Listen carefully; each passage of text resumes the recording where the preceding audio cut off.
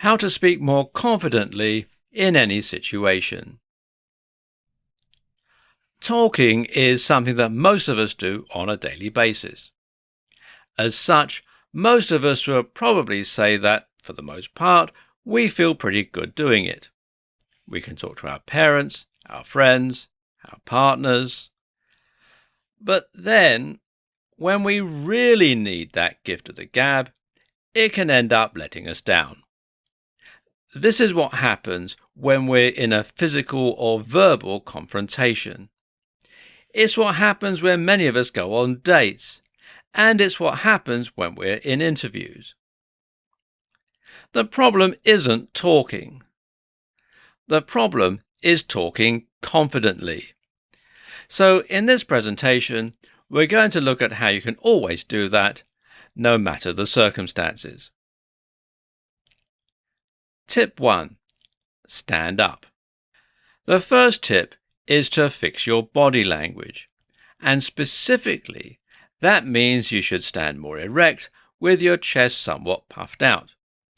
Doing this will immediately make you take up more physical space, making you more dominant and helping you to at least seem more confident. At the same time, this will help with the acoustics of your voice and mean that everything you say comes out louder and more clearly. Tip 2. Speak more slowly. The more nervous we are, the faster we tend to talk. This has the effect of making our voice sound higher pitched, weaker, and ultimately less confident. Your job then is to try and overcome this by speaking more slowly. This makes you sound instantly deeper and more confident, and it makes the content of what you're saying seem more considered and trustworthy. Tip 3. Breathe. If you are panicked and if you're shaking, then you will sound nervous. That stands to reason. Try to get your physiological response under control then. The best way to do this is to breathe more slowly and more fully, which will help to get your parasympathetic nervous system back under control so that your heart stops racing. Tip 4. Relax.